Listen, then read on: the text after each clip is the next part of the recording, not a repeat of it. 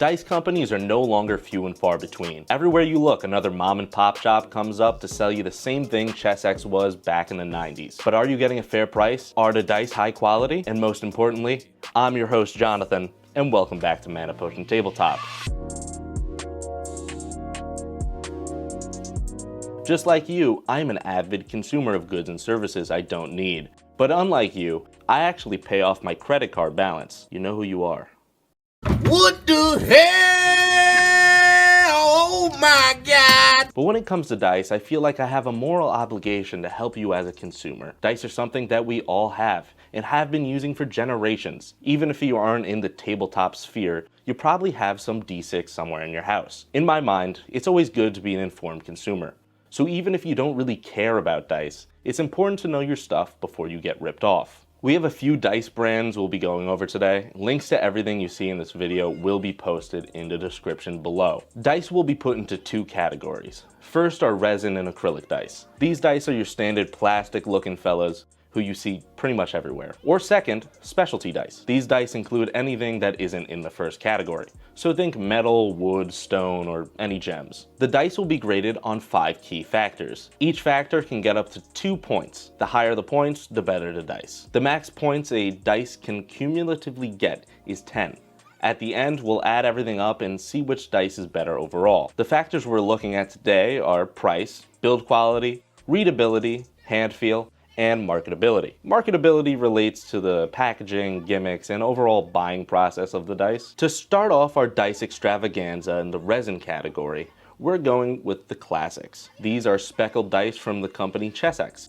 Verbatim from the Chessex website, founded in 1987, Chessex has had a long history of manufacturing gaming accessories, with an emphasis on dice. Our goal is to provide high-quality gaming accessories at an affordable price. And yes, that entire line has a single page dedicated to it and nothing else on their website.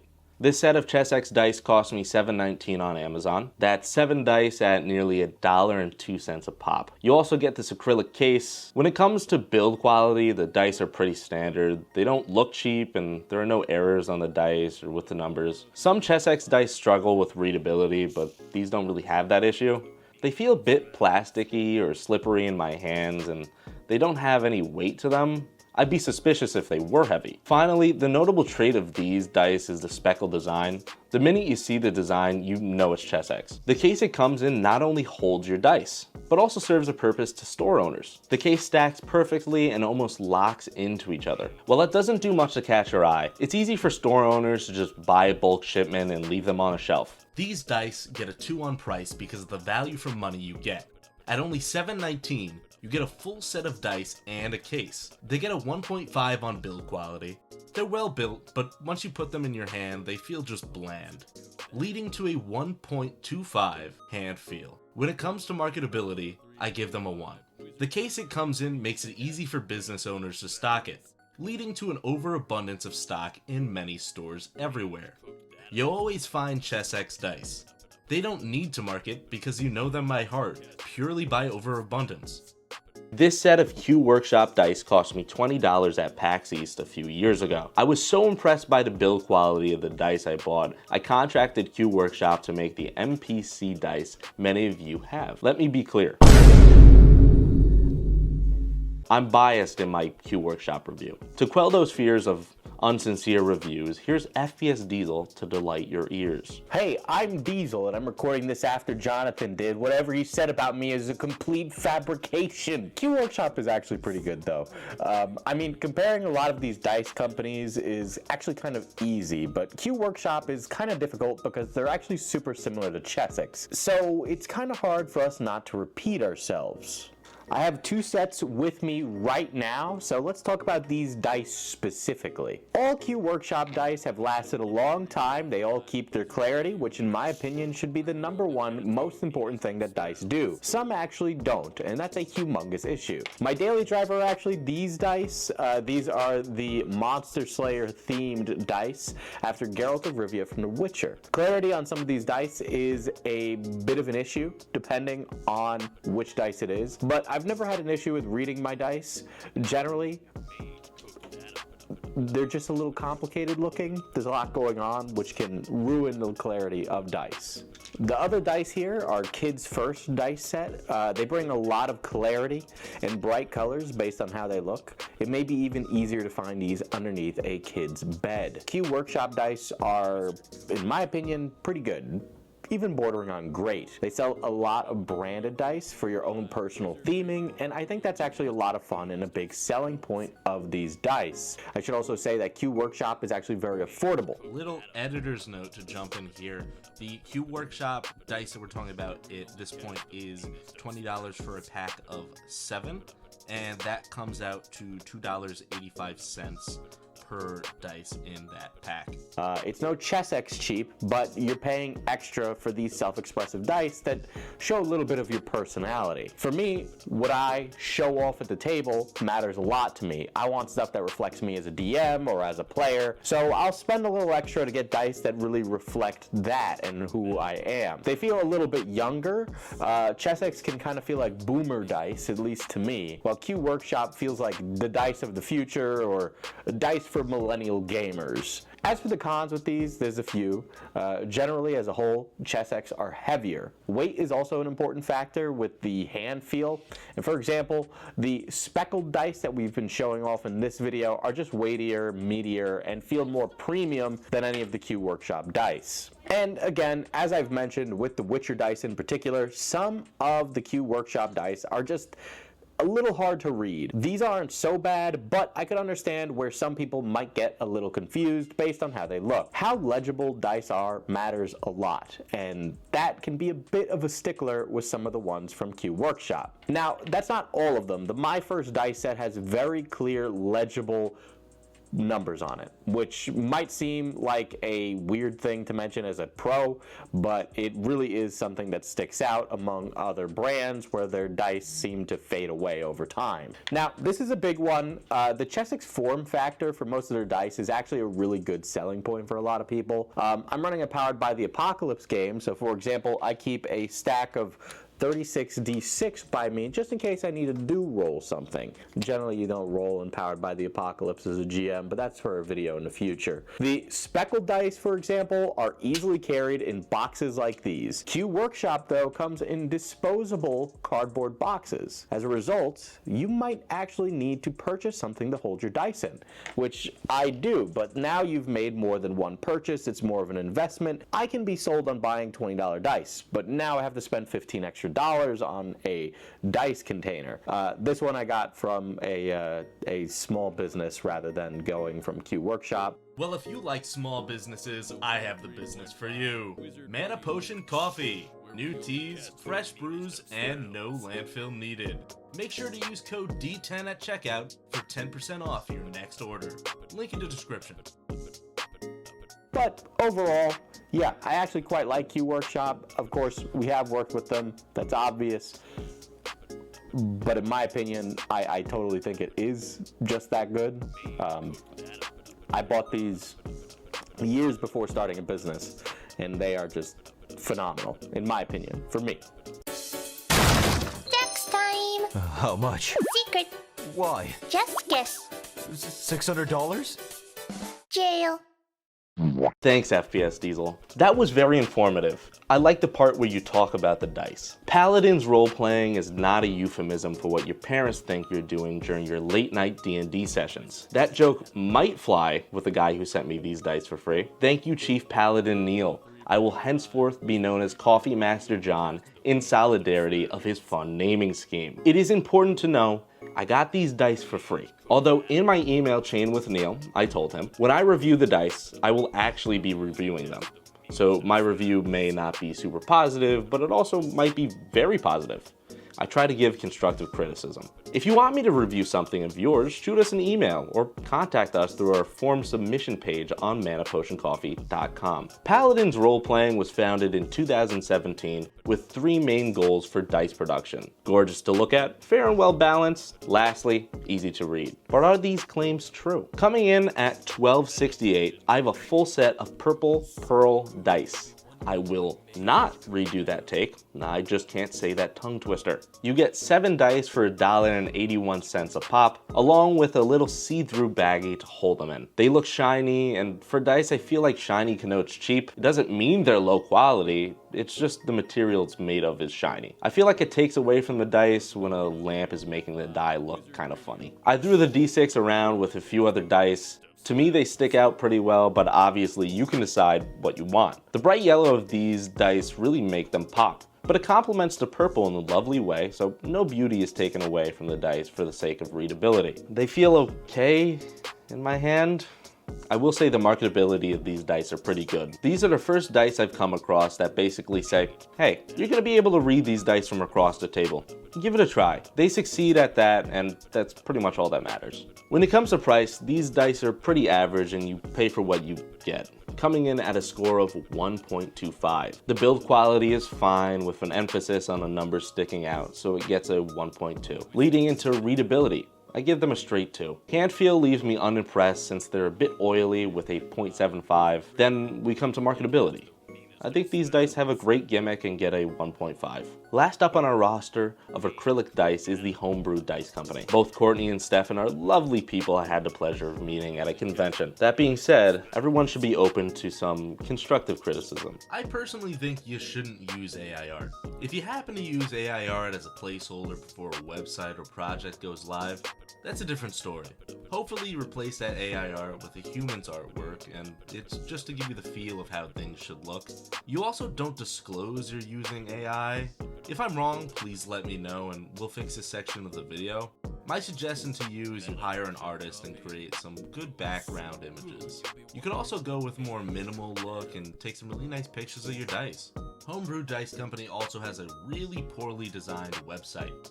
I asked my friend William, and he said, it looks like it was made by somebody who would put yellow text on a white background in a PowerPoint. That is to say, it's unreadable.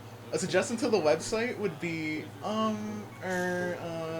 maybe put the images on the side and have the background be a solid color. It'll make the whole website look a lot more cohesive. Homebrew Dice Company did answer a few emails about the AI stuff, but we're here for the dice, not a website review. Stick around to the end of the video to hear what they had to say. My gripes with the website are over. For now. Let's get into the meat of this review. I got these dice and case for $40 at a convention. They also colored in the numbers for me when I bought it. I picked pink because it's pretty. So I got 7 dice at $5.72 a pop. They are handcrafted dice, so the price tag kind of fits, although I have seen dice at much higher prices. They're light and feel smooth to the touch. I have no issues with the overall feel, but the build quality is somewhat meh. They were perfectly sanded, but my D6 has a bubble on the one facing side. That leads me to wonder what the inside of the dice looks like and whether or not these dice are fairly balanced. When it comes to the numbers, they are well painted, but definitely aren't perfect. Probably because the lady who made them did it while at a convention booth. When it comes to price, they get a 0.75 because I don't think the quality really matches the retail price just yet. The build quality is 0.8. It's clear to see the passion is there, but I keep noticing issues with my dice, whether it's bubbles, side cracks, or paint chipping off. Readability is great, but I can't give it higher than a 0.95 because not all the spaces are filled in properly. I know you painted it at a convention, but if you offer a service, it should be up to the same standard you always provide. The hand feel is just good with a 1.3. No complaints here, really. Lastly, the marketability is a 0.2.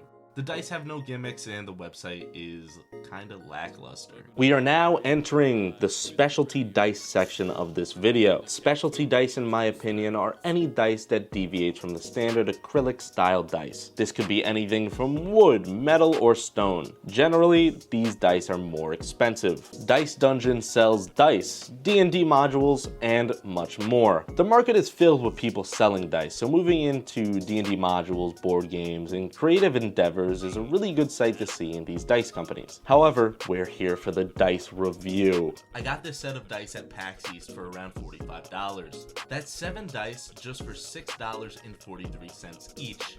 They're made of a nickel zinc alloy and I found the same ones on Alibaba. I mean, I'm not mad. I'm not really disappointed. It's just that you can buy them on a wholesale website. Generally, you can buy a lot of the dice you see on a wholesale website like Alibaba or AliExpress. Your views on the topic are what they are. Just know that there are people out there making money on you either way. So you should try to keep as much money in your pocket as possible. But remember, it's all about the package. We love a good package. Package it right and your target market will go hog wild on that thing. So how are the dice? Nearly unreadable in low light. Another notable trait of these dice is how they will ruin any wooden table they're used on. I can't stress this enough. Please use a dice tray you do not care about when rolling these dice. The heavy metal combined with sharp edges will leave little dents in any wood they are used on. Not only that, my hands only kinda smell like pennies after I use them. They're built pretty well. Some random dude in China did a good job, and I'm very happy for his contribution to the United States economy. You also get this Dice Dungeons carrying case, which is pretty neat, but I'm just kinda unimpressed. I get it if you're trying to consolidate wholesale stuff onto one website, but marking it up to $43 plus shipping hurts a little bit. Let's get into some math before I give my actual rating on these dice. This calculation is going to be without tax. On Alibaba, you can get 20 sets of dice for around $8.90 each. This comes out to $178 total. Adding shipping of $76 and change, you get a total of $254.71. Dividing that by the 20 dice you get a unit price of $12.74. So in my mind, a reasonable price to sell that in the States is about $25 or $30. Not the $45 that Dice Dungeons retails it for. When it comes to price, they get a 0.75 because they're pretty much just following the standard price for these dice I see on other websites. The build quality is a 1.1. It's kind of hard to mess up metal dice since it's a block of metal. I can't really read it, so it gets a 0.75. It feels good in my hands and I don't really smell like a coin factory, so it gets a 1.75. Lastly, the marketability is a 1. They're metal dice and people think they're cool. It's hard to mess that up. Last up is Wyrmwood. They specialize in a lot, actually. They make wooden gaming tables, dice holders, and more, but they're expensive. I want to vomit after looking at how much I paid for these dice. Please keep in mind, I got these at PAX years ago. I didn't have a business degree at the time, and I still wanted to pursue a career of rapping. I have come a long way. I got the Purple Heart Dice Vault with Tiger's Eye stone dice. Now they don't sell the Tiger's Eye dice anymore, but you can tell it's genuine by the Wyrmwood logo on the D6. The vault cost me $90 and the dice cost me at least $80 since that's the price of the cheapest dice on the website. In total, I spent a hypothetical $170. Now I've had these dice for around 4 years and I've used them a total of 3 times during a tabletop game. I've shown all of my friends these dice around a few hundred times, and each time I said, I spent way too much on these. Aren't they cool? Come on, tell me they're cool. But hey, I got this cute little tiger's eye pendant. Yeah, look at it.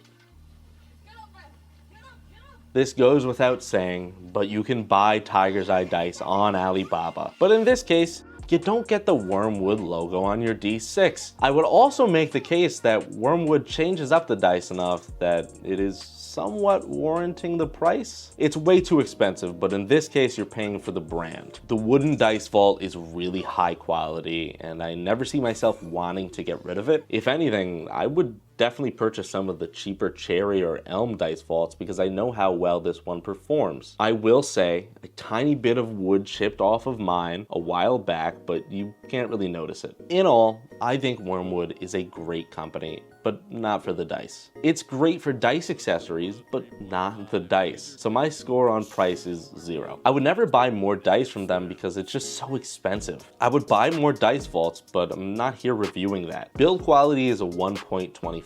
Their dice are built well, but you can find similar ones for cheaper. Buying it just for the branding on a D6 is dumb unless that specific brand holds a special value to you. The readability is a 1.9 for me, with the D20 being just a tad bit hard to read from far away. It feels great in my hands, and generally I prefer weighty stone dice to anything else, so they get a 2. Marketability on these dice is a 0.75. There isn't enough specialty about them to warrant anything higher, and the price point kind of drives a lot of people off. So sad to see it go, but the video's coming to an end. On screen will be the point totals of each dice company. The central point of this video was to become a better consumer of goods, rather than rank these dice on how much of a dice goblin you are. I think that each company reviewed in this video has something to give, whether it's affordable dice from Chessex or dice vaults from Wyrmwood. Taking a deeper look into what we want out of our dice can help us understand what we want out of goods in general. What price and build quality are you willing to pay for a new car? What marketing tactics are companies using to influence you? Do you like the way a shirt feels? While dice aren't an allegory for everything, be safe and use your money wisely. With that said, my personal picks of this video are Q Workshop and Paladin Roleplaying. Q Workshop has some very unique designs, and Paladin sticks true to its claim of legibility. But at the end of the day, I've been your host, Jonathan. If you could, pretty please leave a like and subscribe. If you want to see more of me, I'll be somewhere deep in the woods reading a book and fishing. But if that's too far for you, you can always head over to our podcast channel, Mana Potion Table Talk. If you'll excuse me, I have business to attend to. Restart this! Restart! This!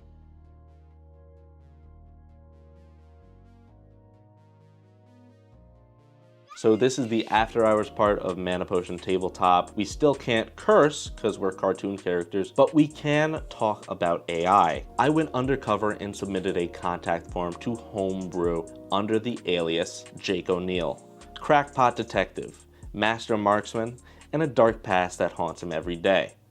Jake O'Neill asks, "Hey, do you guys use AI on some of your backing images? I'm just curious." They answer me back saying, "Oh, maybe." You can see the emails on screen.